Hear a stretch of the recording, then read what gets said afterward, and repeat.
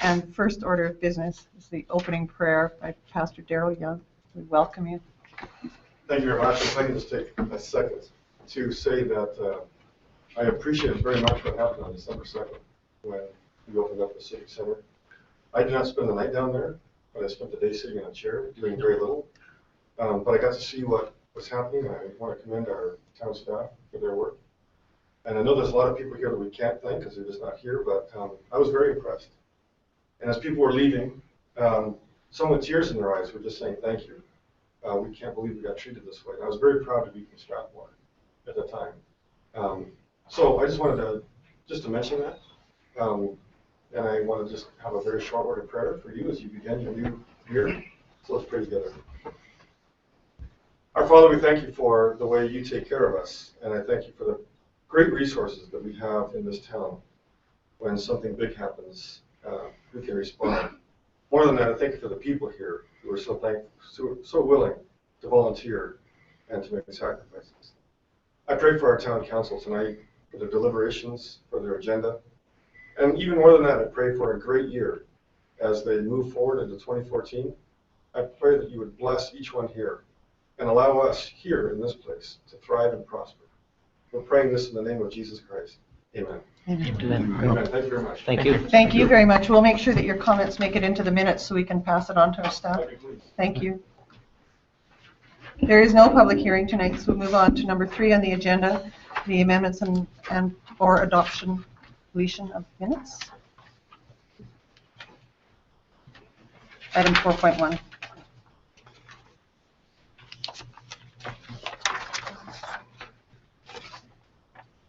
$3.1. 4.1? 3.1? Am I missing a page? No, 4.1 it says in one. Adoption of the December 18th, 2013 council meeting minutes. Sorry, Your Worship. I think we need to adopt the agenda. Oh, it's not here. There it is. Thank you. So, yes, a motion to adopt the agenda. So moved. Thank you, Councillor Walls. All in favor? And now on to 4.1.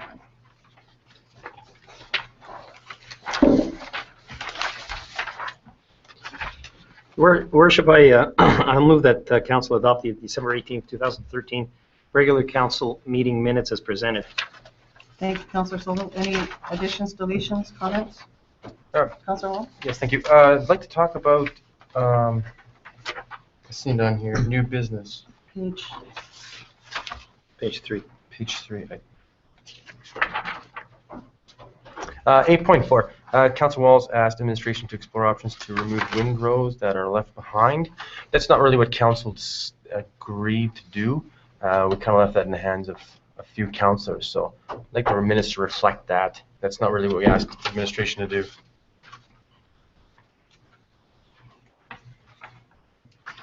Would you like to make a correction to that, Councillor Walls? Yeah, sure. I'd like it to read something to the effect that Council Walls asked administration to explore options, and Council decided that they would be left in a few councillors' hands to work with citizens to assist in that area.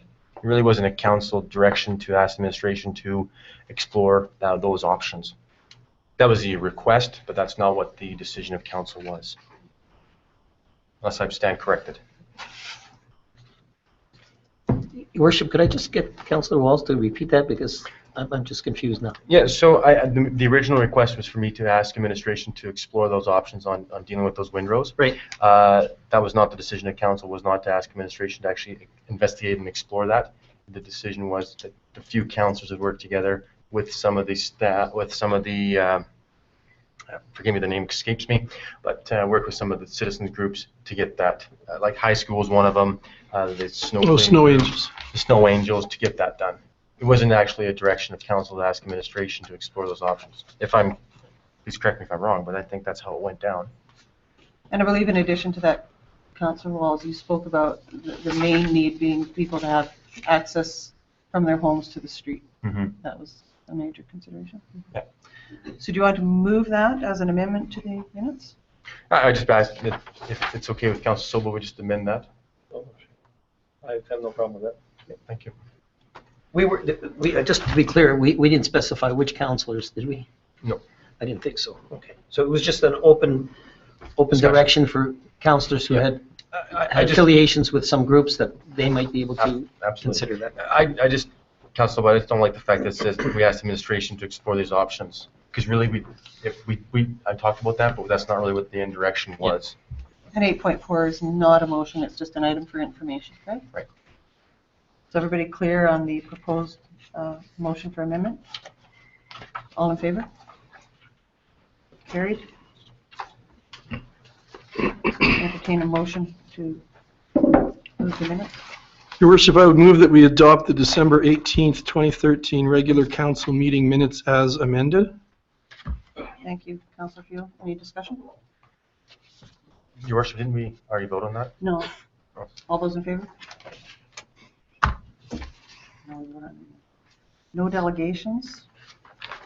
So we'll move to 6.1, bylaw number 14-01 supplementary.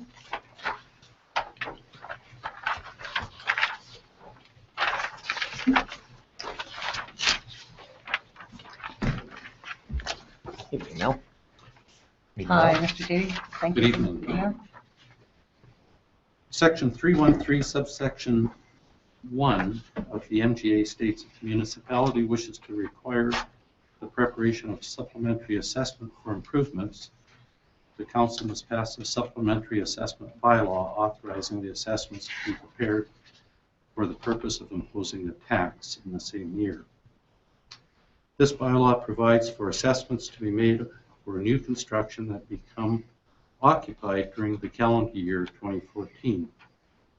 Once occupied, status of the property becomes such that the property then can be supplementary assessed.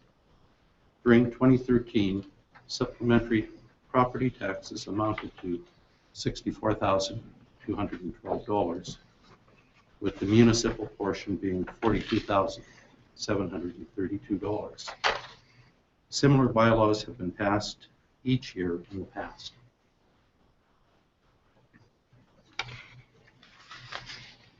So any discussion on this item, Council? Well, I would move that council give first reading, Your Worship, to bylaw 14-01. Thank you, Councillor Sobel. Any discussion on the motion? They come after the next. Yeah. After the next two? second All reading. right, on the second one. So all in favor? I move the council give second reading to bylaw number 14-01. Thank you. And now discussion.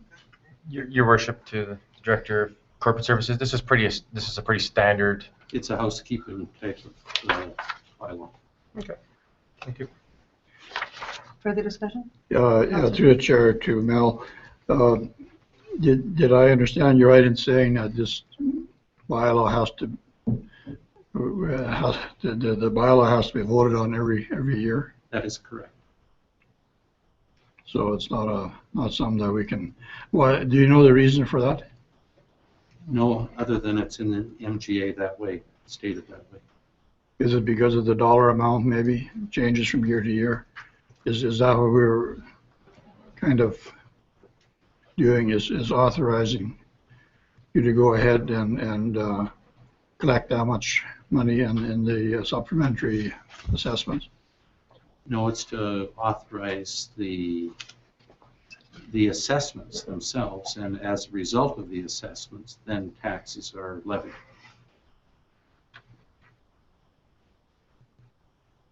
I can't speak to why it's in the MGA, other than it is in the MGA, and it's a bylaw that's brought forward annually. But this is for the 2013 year, No, it's for the 2014. 14 year, so we can apply supplementary assessments on properties where they become occupied during the 2014 year. Okay, I saw 2013 here, and that was just, I guess you're using it as reference. Yeah, as to the dollar amount. Yes, okay, thank you. Thank you, Councillor Rempel. Any further discussion? All in favor of the motion? So we've now given first and second reading to bylaw 14-01. To do third reading, we need unanimous consent. Your Worship, I move the council give unanimous consent for third and final reading to bylaw 14-01. Discussion on the motion? All those in favor? And then finally, we'd entertain a motion. Your worship, I would move that council give third reading to bylaw number 14-01. Any discussion on the motion? All those in favor? Thank you.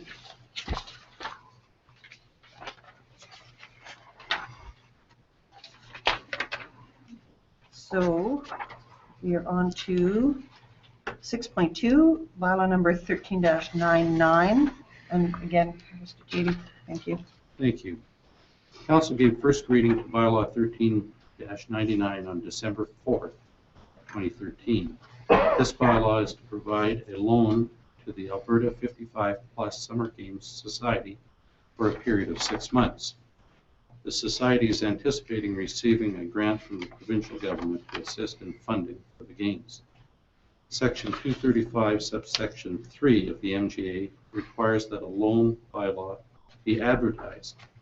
The bylaw was advertised on December 13th and 20th. No public comment or petition demanding a vote was received by the town. The administration is recommending that council give bylaw 1399 second and third reading, and that council authorize the deputy mayor and CAO to execute a loan agreement with the Alberta Plus 55 Summer Games Society in the amount of $10,000, and that the town fund the loan to the society. Thank you very much, Mr. T. Your worship, I'd ask that council give second reading to bylaw 13-99, loan to Alberta 55+ Summer Games Society. Any discussion on the motion?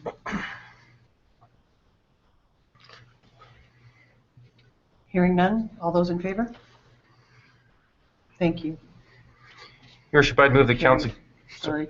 Sorry, Your worship, I'd move the council give third reading to bylaw 13-99, loan to Alberta 55+ Summer Games Society. Any discussion? All those in favor? Carried. And finally, your worship, I would move that council authorize the mayor and CAO to execute a loan agreement to provide for the loan to the Alberta 55+ Summer Games Society in the amount of $10,000 for a 6-month interest-free. Thank you. Any discussion on the motion? All those in favor? Carried. Thank you. Thank you. Thank you very much, Mr. Feedy. Thanks, Mel.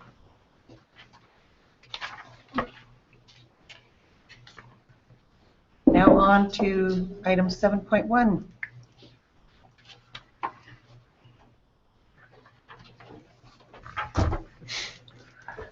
Thank you for giving us your evening. Thanks for having me. Good evening. Good evening. Happy New Year to council. And Happy New Year. Jesse, same to you. Nice Christmas and New Year's. Welcome to 2014. Pathway clearing. There were some conversations prior to the Christmas break around having a discussion around pathway clearing going into 2014 and some opportunities to improve some of our efforts on pathway clearing based on some feedback, I believe, through residents and otherwise. So brought forward an agenda item this evening for conversation, for discussion related to our pathway clearing efforts, and definitely more than happy to answer any questions or concerns that the council have with pathway clearing. Any discussion on that? Councillor Silva. Thank you, your worship. First of all, I want to make sure there's a distinction between our street cleaning, which apparently was in the news today for being an outstanding town in the southern Alberta area for street cleaning. Kudos to the crew once again, and to our pathways. And I want to assure everyone that I appreciate the difficulty that this winter has brought in regards to a path cleaning. But I'm looking at this as in a bigger picture, and perhaps I'll just read what I've got here. So approximately 6 years ago, the concept of increased and improved pathways in Strathmore began taking a more prominent stage. Council of the day realized that physical activity amongst their population had continued to decline over the years, and that obesity in our children was a growing concern. Statistics have shown that only approximately 60% of Albertans get sufficient physical activity on a constant basis. It made sense, therefore, to focus on encouraging more exercise and therefore healthier lifestyles by creating more pathways. This was never just town council making this decision. Surveys completed in the 2010 Quality of Life Master Plan consistently reveal that a comprehensive walking trail system was at the top of most of our residents' list of areas that were desired and which needed improvement. Well, I'd like to say that we've come a long way in the last 6 years, but I still feel we have a long way to go. All it takes is to spend 15 minutes sitting on a bench by one of our pathways to give a person a good indication of just how much use our pathways get these days. There's seldom a shortage of people either walking their dogs, jogging, skateboarding, bicycling, or strolling with baby carriages. These paths are used 12 months a year and should always provide both a chance for people to exercise or to simply get from one location to another. People count on these pathways in the winter as well, because far too often there's a delay in some homeowners removing snow from in front of their properties. The reason this issue is now before council is primarily due to a town policy which these pathways that have no direct connectivity to other pathways reduced in priority as it pertains to clearing. Some of these paths, in the Hillview area for instance, were still uncleared on the 27th of December, following the major storm of December 2nd. However, I have to note there were serious delays after that December 2nd storm in getting a number of other paths, some of which did have connectivity, cleared. This is not about me coming here to complain. This is, however, about what our policy and, more important, our philosophy is in regards to our pathways. We expect and actually have a bylaw which requires our citizens to clear their sidewalks of both snow and ice within 48 hours of a snowfall. These sidewalks are, of course, part of our pathway system, so I have to question why we as a municipality are not held to the same degree of responsibility. Alberta Health Services hosted a major walkability roadshow in Strathmore in 2011. Its purpose was to examine our town's ability to travel without a motor vehicle. A major criticism of our pathways in that study was that pathways and sidewalks are not well maintained in the wintertime. A recommendation was that the town increase priority of snow clearing of walkways in the wintertime. I'm suggesting that in view of all the information we've received on the benefits of pathways, that administration, by direction, review our policy as it pertains to winter clearing of our pathways and align it with the recommendations made by the 2011 Walkability Roadshow and our own Quality of Life Master Plan. Thank you, Your Worship. I'm sorry, Mr. Solo, did you make a motion at the end? Was that a motion? It's a direction. That's the direction. Further discussion. Mr. Field. Your Worship, I was at the Student Assembly of Youth meeting tonight, today after school, and that was actually one of the things that came up. The kids are the high school students, junior high students, are obviously the ones who are on foot a lot when they go to schools. And the question that they asked me, and I honestly didn't have the correct answer right then, is that if we don't clear pathways as well as public sidewalks, is the town then liable for any injuries they sustain on an uncleared pathway?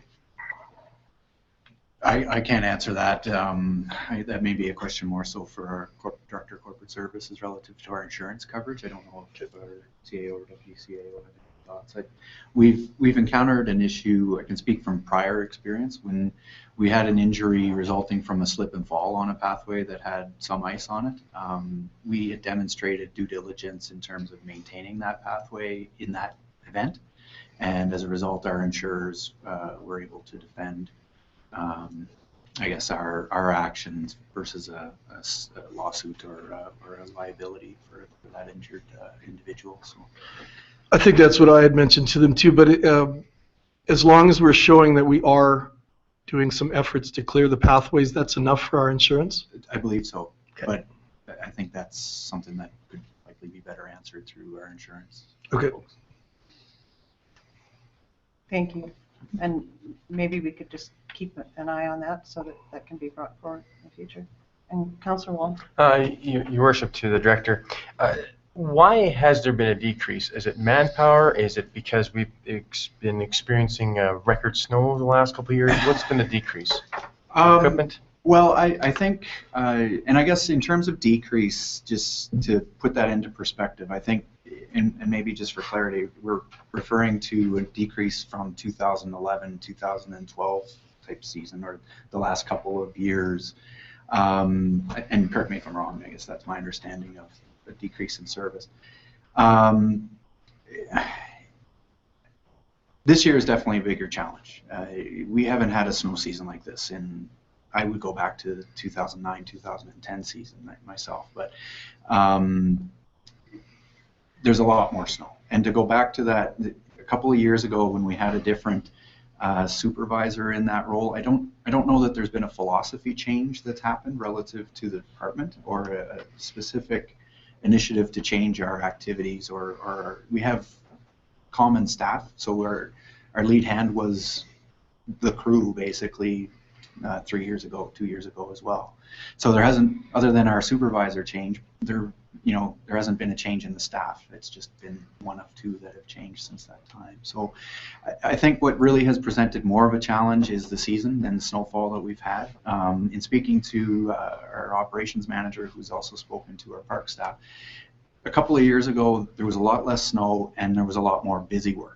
So the busy work consisted more so of going out with the broom and sweeping in those smaller events, and they were maintained a lot easier than what we've really seen over the last couple of months. So, and what's compounded, I guess, our challenges over the last little while is it's not just the snowfall, but it's also the snow blowing, right? So we've had winds that have come through, and the wind blows, because now what's happened is if you look at that 817 path, the sides are built up and any wind just dumps the snow into the pathway. So it could not snow at all, but we have to go out and clear every pathway again because they've all blown or drifted in. So, and that prevents us from going into some of those other pathways that are non-connected and challenged. And I guess just to comment on, unfortunately, what happened with some of our pathways is those drifts were too big for some of our equipment to really get into and to clear, where our roads equipment were focused on the roadways and doing that. And I guess in terms of prioritization relative to roadways versus pathways, we made a decision at that time to focus the equipment on the roadways rather than a couple of the pathways that were severely blown in. And so that equipment was focused on roadways. I guess on the other side of things, would it have taken much for our snow blower to run down a couple of those paths, the major snow blower, the roadway snow blower, to clear those out? Probably not a really significant effort, and I think in hindsight we could probably do a better job than what we did to try and tackle those, I guess, within a more reasonable time frame. So I definitely would appreciate the feedback, and I think that we'll look at trying to make that a better situation in the future relative to the equipment being deployed to meet those those expectations. Two supplementary questions. Sure. One, are all the streets in Strathmore passable right now? I guess our impression of today is yes, that all the roadways in Strathmore are currently passable. Okay. Yes. And my second question would be, if we give you more boots on the ground, would that be easier for you to fulfill getting those pathways done? For pathways, we do. I think there's been some discussion here of late as well that one of the other opportunities, or I guess challenges that we've had arise of late is also around snow removal around fire hydrants.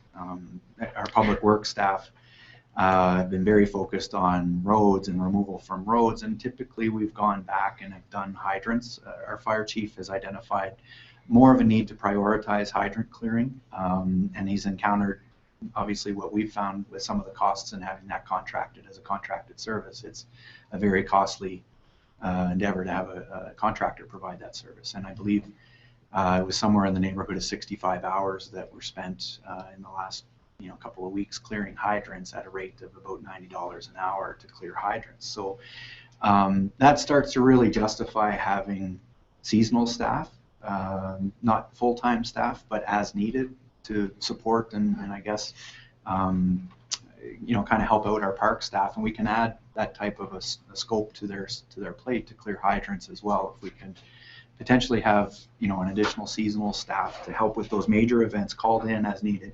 The challenge with that is if you can't guarantee hours to a seasonal type of an employee, they're going to find work otherwise and may not be available. So it's a bit of a challenge to maintain a part-time seasonal on-call type of a staff situation. Not that it's impossible, but I think that's a bit of a challenge. So we have the equipment. We have 3 Bobcats, and we have flexible attachments for those Bobcats that we can use. But 2 years ago we justified having 2 full-time staff in parks to maintain the pathways. And we felt we could meet under, a non-major event, we could meet that 48-hour removal requirement with those 2 staff from the major pathways or the connected pathways, and that we'd have to do some prioritization to be able to meet that 48-hour expectation with the 2 staff. But short answer is, yeah, I think we could do more with some seasonal help, but I don't think we can justify having 3 full-time staff at this time without a major event that occurs, right? There's a lot of, if we don't have a major snow event, the parks staff are more so, doing regular routine things, collecting garbages from the parks, planning for the upcoming season. And we haven't been able to get onto Kinsman yet for some of the clearing down at Kinsman, but the lake also hasn't given us that help that we need. So it hasn't been frozen to a point that we're satisfied we can invite the public out onto the lake either. So, but there's some tasks that we can do. It just doesn't justify a full-time complement of 3 staff. Go ahead, Councilor. My question then to Dr. Stanford is that possible something we can, is that by direction that we would let you look into getting more staff to assist in that department, or? Yes, we can look into that. I think another item that wasn't mentioned yet, there's more pathways every year, and so that's another thing that we got to keep in mind. But on normal year, we can normally keep up. It's just this year's been unbelievable, and with the wind. Is there any further discussion? Councillor Sobel, or, sorry. Go ahead. Go ahead. Councillor Blockman. Thank you, Your Worship. Through the chair to Jesse, I get a lot of seniors in my coffee shop, and this one person, he's in my coffee shop 3 or 4 times a day, and he's 75 years old, and he religiously walks Kinsman Park about 5 times the whole thing every day. And then if he's still got some energy left, he'll walk around Thomas Drive, and he just loves it. But his question to me always is, and maybe you already answered that for me with the wind, and maybe it's the tree shelter in Kinsman Park, but and I'm not specific to the heavy snowfall we got here in the last month, but he wants to know why the pathways in Kinsman Park are nowhere near as cleaned up as they are on the Thomas Drive pathway. He has a lot of problem in there with, again, he's 75 years old, so he, walks a little different, but quite often he finds they're icy in there. And I'm not 100%. I know that there was more snow dropped on Kinsman just based on the shelter in Kinsman. The wind, is blocked by the trees, which allows the snow to kind of drop a little more in the Kinsman area, where it blows a little more through the pathway along Thomas Drive. But I don't Thomas know. Drive is perfect all the time, he says. Well, I can probably answer that, because I walk both those pathways every day too, and Thomas Drive is flat. It's flat and it's north-south. That too, yeah. And the thing with Kinsman Lake is a lot of the paths have a slope, and so that's where the ice comes in, and that's where it's difficult. And it is, the trees have backed it a lot, especially on the east-west side. And there's a weird, this year has been odd all around, but even out at my place, I'm finding it's wet underneath some of the snow, right? And then, I've got a pond at my place, and if I get under, there's a layer of water or wet snow that's under there, and I think what's happening is that's leaching somewhat in the Kinsman pathways as well, and then that creates some of that skiff of ice under, but it's hard. But he loves the pathways, so. Well, I think that there's more opportunity for us to both connect that Kinsman pathway a little better, but also to improve some of our maintenance as well. So. Yeah, and thank you, Your Worship, and that's great. And this is, once again, I want to emphasize a couple things. First of all, roadways and fire hydrants definitely take priority over pathways. I get that. I understand that. But we've got to change our philosophy towards our pathways. Has got to change. It's got to be up there in the priority list, because it is used, and we're very quickly becoming famous or infamous, whatever you want to call it, in the southern Alberta for our pathway system. I regularly get comments on my on Facebook page and emails in regards to our great, what we're doing with our pathway system. People people love this. This is very important to them. It's exercise, and they want to use it. And I just want to make sure that everybody's on the same page here. That we do have pathways as a priority, and that we can use them all year round. That's the key to this whole thing, I think. Thank you. Any further discussion? Just, to Councillor Sobel's thought there as well, I think we have taken great strides to really improve the focus over the last couple of years. There's definitely more opportunity for us to continue that momentum as well. About 5 years ago, the pathways were kind of an afterthought. Yeah. Our public works staff, our park staff went into public works in the off season, in the winter season, and became more so responsible for roadways. And then after roadways finished, we moved to pathways. And they were kind of, a day or two after a snowfall, that would be our first real effort into pathways. Since we've made the change to have full-time parks staff dedicated to pathways, day one of the storm, we're started our effort out there as best we can. And I think that's greatly improved our focus on the pathways. And then there is definitely some room for opportunity and some continued effort to improve that. But I think we've taken some great steps. And I agree. Absolutely. I think our pathways are definitely one of our assets in the community, and continuing to improve those. And with council's approval for additional pathways this year, it's, we've got some additional big pathways to come in this year that, we'll continue to maintain and do our best to do that as well. So, thanks. Thank you. One of the things that I'd like to ask, Jesse, is do you have a priority pathways cleaning? We have, yes. I guess the short answer is yes. A couple of years ago, we identified that with the addition of some of these big pathways that we were adding, the Thomas Drive pathway, right. We added the one that goes out to Aspen, between Grand Point and Aspen out there as well a couple of years ago. That added 2 miles of path within 2 years. And so that threw a bit of a challenge to us from a staffing perspective. So we did do a prioritization of the pathways, and that was what then kind of changed some of the stub pathways that go to green spaces where there's no continuation beyond that. We don't take the bobcats out into the green space and kind of make pathways. So we try to focus on 817 and Brent Boulevard and Center Street, and those ones that connect the schools and the recreation facilities and the inner connection between neighborhoods. People walking to work? Correct, yeah. So, but it also is a challenge because we don't want to be, if we're in an area, you don't want to do this path, leave, and come back just to do a couple more when you're done the other one. So we try to do the best we can to hit those big pathways, and there's 2 pieces of equipment that we need as well. The narrow paths that go through Brentwood, we need to use a smaller bobcat where the big bobcat can focus on the bigger pathways. And that was my question. So you can't use that big bobcat on the smaller pathways? That's correct. And you can't use the plow on some of the pathways? Correct, yeah. So the equipment challenges are awesome. Is there a cost estimate for snow clearing per kilometer of pathways?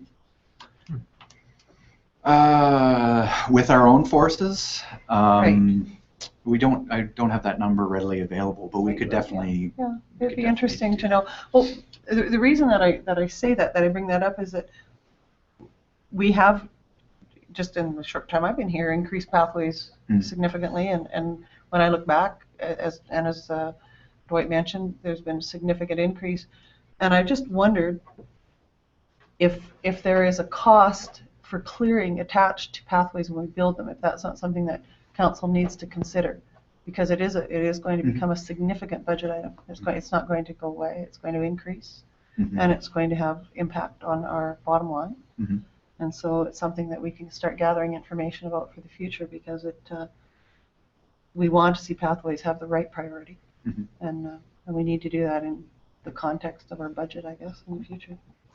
And one of the things that I'd like to discuss with the council at a future date is using the concept that the Trans-Canada Trail used when they were building the Trans-Canada Trail, and I can't remember the guy from Calgary, wonderful man that started the Trans-Canada Trail. They didn't have money for upkeep on that trail, and so what they did was to have families and community groups adopt sections of the trail, and it's been immensely successful across Canada.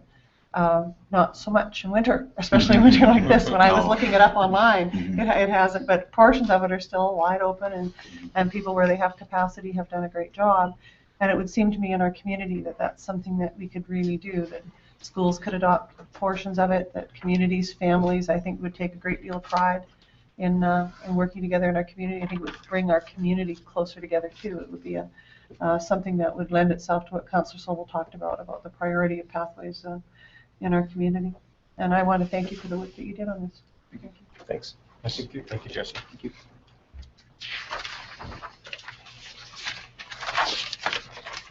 And skid steer. Isn't that a great segue? It is. It sure is.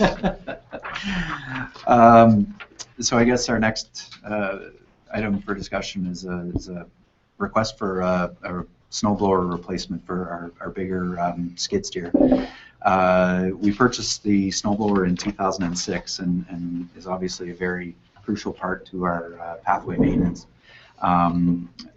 One of the challenges that we've had in this most recent storm is that our snowblower has been down for the entire period that the snow has been here since December 2nd, or even back to our November snowfall that we had. So we've been basically doing the work with buckets on our larger skid steer, which takes time and effort and is a lot more challenging than if we were to have a snowblower at our disposal.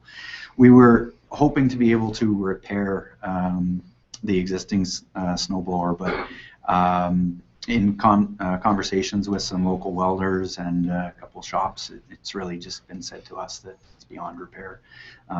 What's happened is in essence, the Bobcats have the ability, if any of you have a front PTO tractor, there's a restriction to the height that snowblower can be lowered. On the Bobcats, you don't have that. There isn't other than the feet on the snowblower, but it's possible to kind of more tilt the snowblower down, and you can kind of try and chew through a lot of the snow and kind of make it work that way, where then the blades on the bottom of the snowblower, which aren't really cutting blades as much as they're kind of just there, and the feet on the snowblower, you can bypass those by tilting it a little more forward. But what's happened is the whole base of the snowblower has been worn in essence right off, to the point that the sides got warped, and now the auger in the middle has torqued, and basically that's what's preventing us from running it. A similar thing happened to our small snowblower that we purchased when we insourced the small path maintenance,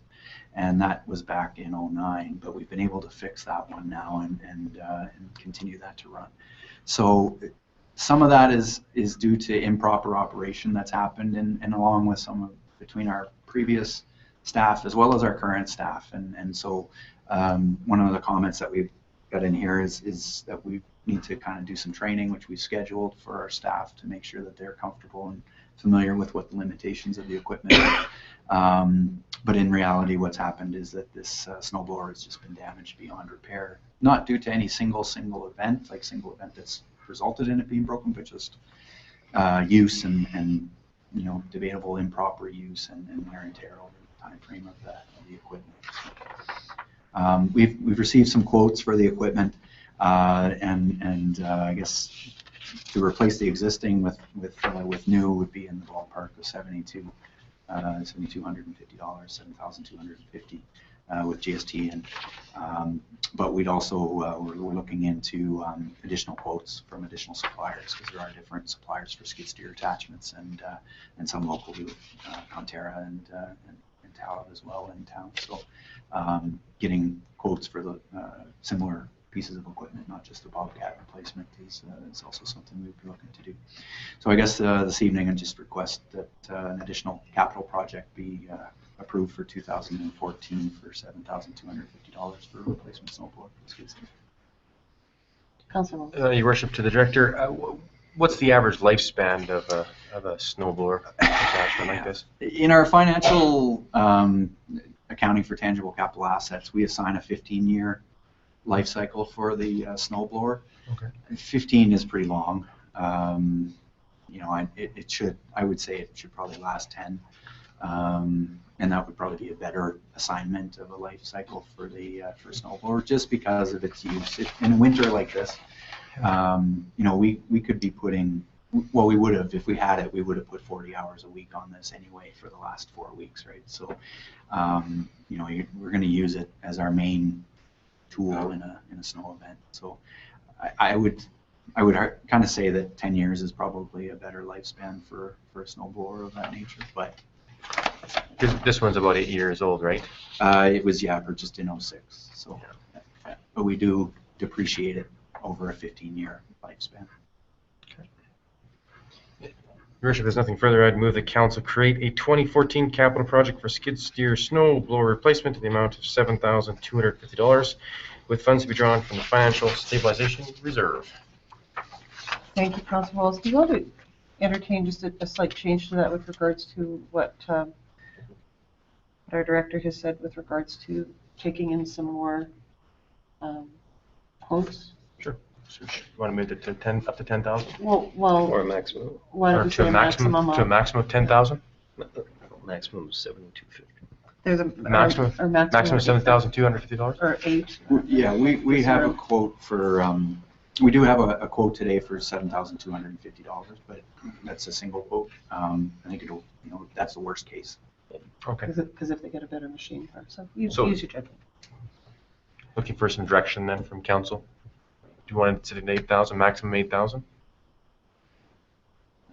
Well, Or no, I maximum. think I'd be comfortable with 7,250, and that's the quote that they have that they're happy with, and that they might come in with something cheap and lower than that, but is that But you correct? also could get a better vehicle, right? That a hardier one too for a little bit more. The quote that we have is for a Bobcat attachment, which are very dependent, Yeah. but they're a very well-built Yeah. attachment. And they're recognized in the industry as a well-built attachment. There are other attachments that I think we'd want to have our mechanic look at to kind of determine what the risks of going that way. Some local vendors have approached us to look at their attachments as an alternative. I'd say that, to justify paying a little bit more for an attachment that may not be as good as the Bobcat attachment, just to purchase locally may not be in our best interest longer term. But that said, I think it's a fairly discretionary thing to determine what's better than another in terms of.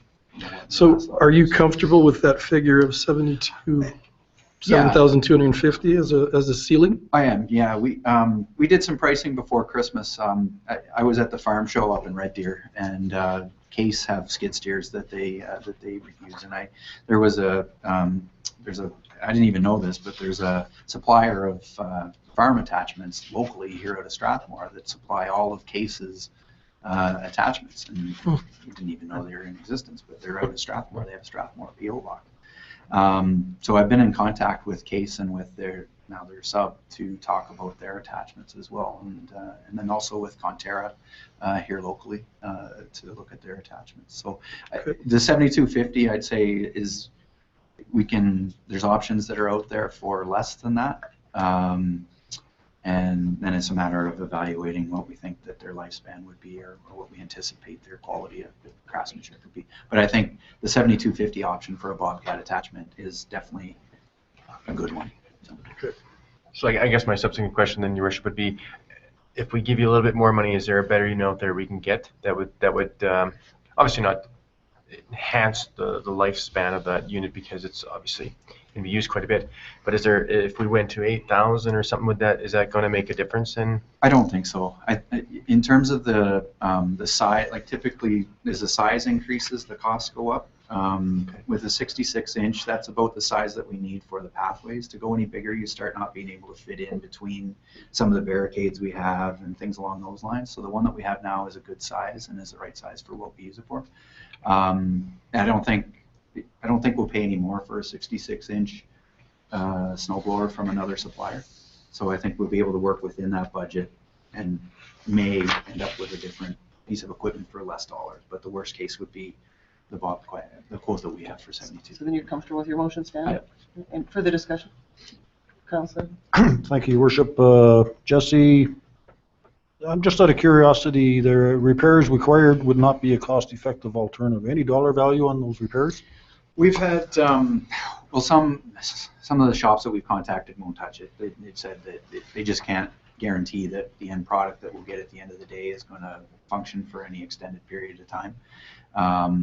And in speaking with our mechanic, He's indicated to us that it would, for his own time, he'd require at least a week's worth of shop time to bring that back into service. So right now he doesn't have a week to dedicate to that over maintenance of the other equipment that we have to do, and so that would prolong the time that this piece of equipment would be out of service. And but if we were to equate it to a 40-hour repair, to take that to a welding shop and ask them to dedicate 40 hours to bringing it back up to a service that you don't know how long it's going to last, they've said you're better off to replace it at this point than to do it. But I would, to hazard a guess, I would say it's in the neighborhood of $3,000 to $4,000 to take it out to a shop and ask them to repair it. Councillor Field. Just a comment through the chair to Jesse. I'm quite comfortable with the amount that you've given, and I'm quite comfortable with the fact that we need it. And I'm very happy with the idea that you are going to be providing training and in-service so that we don't run into a situation where it's misused or it's run harder than it should be to clear pathways. So thank you for that. Thank you.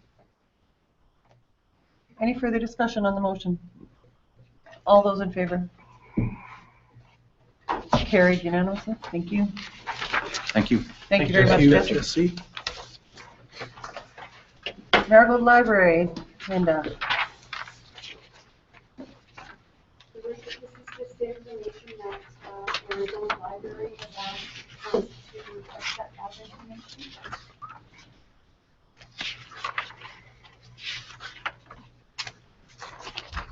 Are there any questions or comments regarding the report? I move that council accept the report from the Marigold Library Board for information, Your Worship. Thank you very much, Mr. Silver. I just think that one of the things regarding this is that it would serve our community really well when the town is promoting itself. Marigold is something that we should be really promoting within our community, and especially in light of the fact that they're serving nearly 40% of our population, and with a mind of growing more, and their connection to our local library is really commendable. It's really amazing what they've been able to do. Is there any further discussion on the motion to accept for information? All those in favor? Carried. Thank you.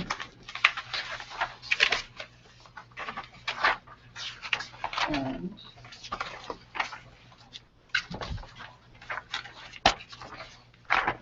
on to reports. Council and committee reports. 10.1.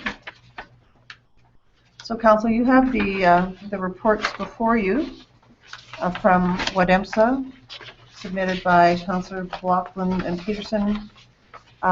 Say, December 11th, 2013, submitted by Councillor Fuel, I think, or I think that was Mayor L. by Mayor L. But I do have a report from SAY, which happened today. Excellent. And then the primary care network, which was, I think, from our mayor as well. And finally, Community Futures Wild Rose.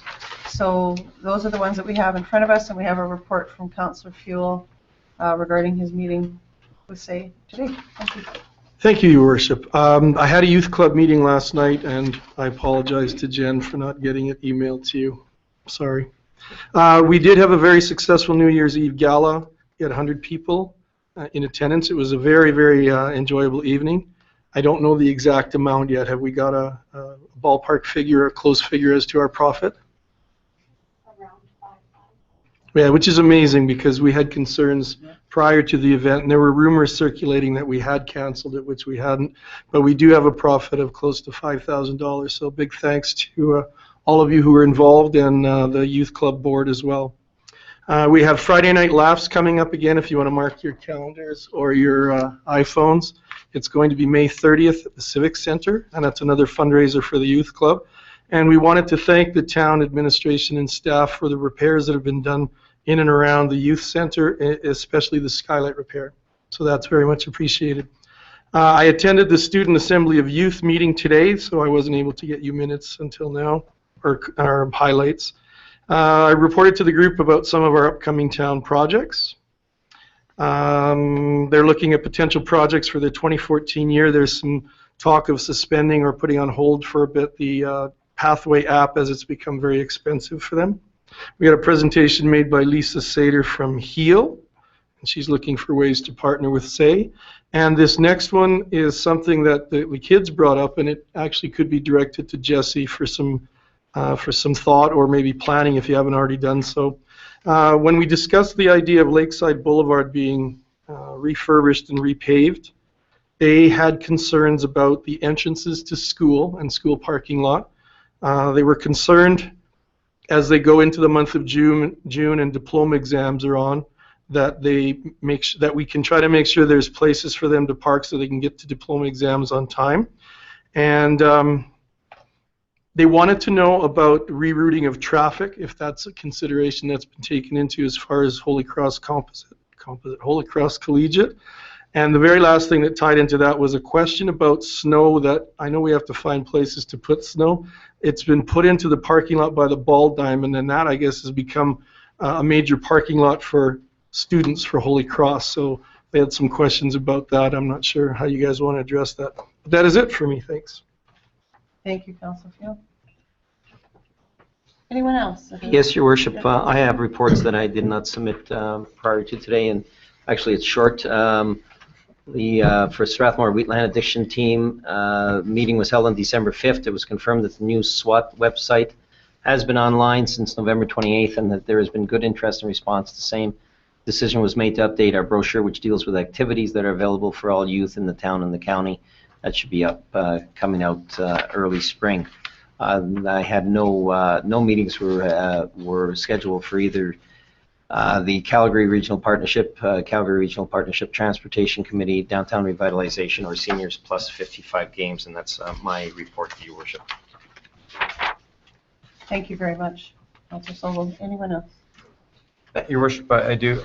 Wheatland Housing, I just went over and signed some cards back in December, and I was unable to attend the supper as it was my daughter's Christmas concert. So prior I took over there, and I was at the Christmas concert. It was very nice. Library, there was no meeting in December, and there was no meeting for the Names Advisory. On a way different note, I'd like to announce that the Strathmore Ag Society, that I'm the new acting president, and that we've hired a new general manager, Tracy Foster. If it's possible, if council wishes, I'd like to ask the administration to make sure that they list out all the committees and which councillors sit on that in the actual agenda for the first meeting of the month.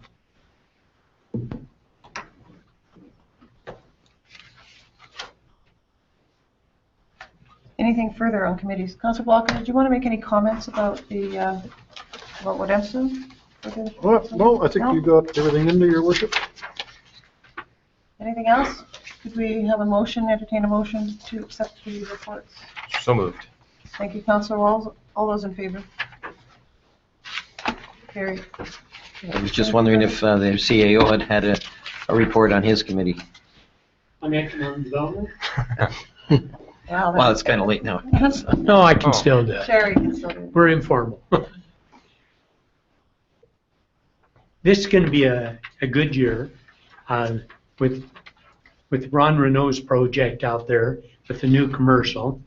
And Ron Renault works with Unite Communities. They're doing that project together out there. That's going to be good. And then on Polyco, which is, and the project manager on that is Bill Turnbull, and a lot of the service is done up there, so that's looking good. So I'm expecting that we'll see houses started maybe by August. I'm optimistic. Okay, somewhere there, August, September. So anyway, that's coming along well. I think another thing I wanted to mention is in the last few years, we've had highs and lows on the housing. But on the commercial, to be honest, look down the highway. Just think on the highway alone. What is new in the last few years? Probably 3/4 of it out there. And look at all the assessment and taxes that come in from that new commercial development. Because I know some of those big stores like Sobeys and so on pay a massive amount of taxes. And so it's really helped out. And I think we sometimes forget about all the commercials taking place. Just drive down there and think about it. At least, what, 3/4 or more is new. Yeah. Your Worship? Yes. Just a comment, and I'm sure that the developers are aware of this, but it just seems to me that over the last 6 months, I occasionally look at a site on Facebook. It's a rental site in town here, and I'm just amazed at the amount of people that are looking for a place to rent. It just seems that there's very little to rent in this town, and the information that I've been getting is that the houses that are up for sale are that package is dwindling. There's fewer and fewer houses. So this is, I would think, if I was a developer, and I'm not, and I don't profess to have any knowledge in that regard, but I would be thinking this would be a pretty good time to start to move ahead on building and maybe speed things up a little bit. And I'm wondering if there's any way we can get this, if this information is legitimate, and I suspect it is, if we can ensure that our developers are aware that people are looking to buy houses here. I think at a previous council meeting, maybe in December, someone was mentioned that if you look on the website, you'll find out that there's a lot of people looking for a place to rent, and there's not many for rent right now. I just checked it a few days ago. And matter of fact, even if you start looking at the commercial, other than a few of the big stores that are vacant, the San and IJ and so on, a lot of the others have filled up. Matter of fact, the one down on 3rd Avenue, Yes. every single bay has been filled. They filled the last 3 in the last 10 days. That's great. And so people are looking, and those are downtown, which is ideal.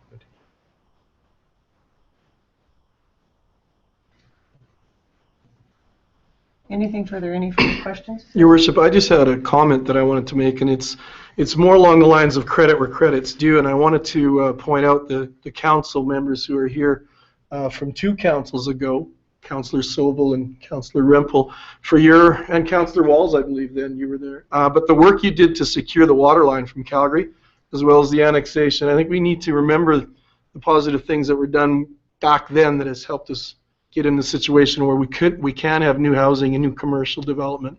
So thank you. Congratulations to you guys on the work you did then. Thanks. Your Worship, I wonder if I could bring one other thing up. I was gonna save for a question to administration under questions, but as the CAO is talking about this topic about businesses coming in, which is spot on to what I've wanted to raise for a little while now. Perhaps now's the best time to bring it up. And I guess my question is in regards to whether or not it's ever been considered to welcome new businesses. I know during the election I did some numbers on it, and you're absolutely right. The numbers of new businesses that have come into this town in the last couple of years it's phenomenal. It's like 190. I want to say it was some number that was extremely high. I was shocked to see it myself. But do we have any system in place to actually perhaps just welcome these businesses as they open and to, I don't know, do something to, and I'm not looking for an answer right now, but perhaps this can be something that can be discussed with planning, just something to demonstrate that the town's behind them, who we are, and that we're sort of like a welcome wagon sort of deal. Yeah, Your Worship, it's interesting that our welcome wagon was really active for several years, really active. Lately, somebody correct me, but I don't think it's as active as it used to be. And they used to go around to businesses, get business, donate various things. They go to the house of new people moving in, say, here's information, can we answer questions for you, and that type of thing. And that was ideal. But also, the town, maybe we can talk in administration hall, some things that we could do for new people moving into town. We talked to them at the counter out here, give them a little information on, and maybe there's some more things that we could do or to really welcome them. Yeah. So we'll look at that. And especially for businesses, and perhaps we can look where the standing of the welcome wagon for residences is, because yeah, you're right. That's a very nice touch when people move in, and it's valuable for them, for the information that they get from these, and it's well spoken of. So if it's declined, I really would like to do anything we can to get it back in action. And thinking of the businesses, going back probably 10 years ago, every time a business opened in town, the mayor at that time always went down there, and I followed along lots of times, and they had ribbon cutting, and it was pretty neat. Now, if you think about it, in the last while, there's not many of those. They just open and they're open. But it'd be really neat if we can encourage all them through the planning department and all. Let us know, set up a ribbon cutting, and it's nice to do that. Is there a Thank you. partnership role? Thank you, Councillor Sol. Was there a partnership role for Chamber in this? It'd be nice if they would. Michael was up on that, right? No. No, Oh, you are, yeah, because that would be I'll make a note of that. A really good place for them, especially if the town was partnered with them. It would be worthwhile. Anything else?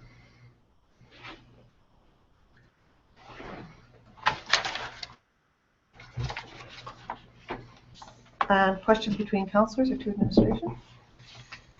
I guess, Your Worship, I'd like to just comment to Jesse. One of your guys was grading the road by the Tim Hortons area yesterday morning, about 6 o'clock in the morning, and just wanted to comment that how skilled those guys are. He cleaned the sidewalk right off. Yeah. I was so impressed. So please comment that I drove by and thanks. If he gets bored and wants to clean his sidewalks, tell him to come on over. He was driving in and out of the big trucks, the big semis that were double parked along the road, and he was weaving it around them. It was very skillful. Yeah. I was pretty impressed. That was a grader operator. Grader operator. Yeah. Where is this at? At Tim Hortons on the south side. Tim Hortons. We don't do that road, do we? On the north side. On the north side. North Sorry, side, yeah. north side. Yes. Yeah, By my house. I think it was Tuesday morning. I don't know. I go there every morning. I think it was Me too. early this week. Thank you. Thank you. very much. Anything further? yes. Mr. Worship, another question for Jesse, easy question. Kinsman Lake isn't, people are asking me about Kinsman Lake. It's not ready for, you said a little while ago, it's not deemed ready for skating on it or whatever they do on there? It's been another challenge for us. I don't know what's going on with the lake over there, but our fire chief took his quad out on the lake, and the quad's a lot lighter than our tractor is, that we use to clear the lake. And there's a thin layer of ice, a layer of water, and then more ice. Mm-hmm. He broke through the thin layer of ice a few times into the water with the quad. Not water relative, it was, but the way that ice thickness is rated, if there's a layer of water on a layer of ice, you don't count the ice that's underneath that water because you don't know how thick it is in its entirety. So we've had to kind of err on the side of caution and say, though we've taken some samples that are about, they recommend between 10 and 12 inches for public use. We've had some samples as low as 8. And with it being an active storm pond, we're just not confident that we want to invite the public out there in light of the water level, the water layer that we've seen and the measurements we've had of 8 inches. So we continue to take measurements. I believe parks have a measurement plan for this week as well to verify that thickness. But we've had to kind of at least put the message out there that we're not encouraging people to use it. Yeah, so my second question is, correct me if I'm wrong, across from the golf course there by Gray's Park, is that Storm Pond 1 or which one is that? That's Pond 1, yeah. We didn't. Does the town clear that one or No. who clears that? No, Gray's had equipment up there. Gray's takes care of that? And we haven't taken samples up there in terms of looking at the thickness of that, but the depth of that pond is significantly less than the Kinsman. If you were to break through on the lake at Pond 1, it's worst case it'd be up to your waist. Oh, okay. And in Kinsman, you could be up to 9 feet. Yep.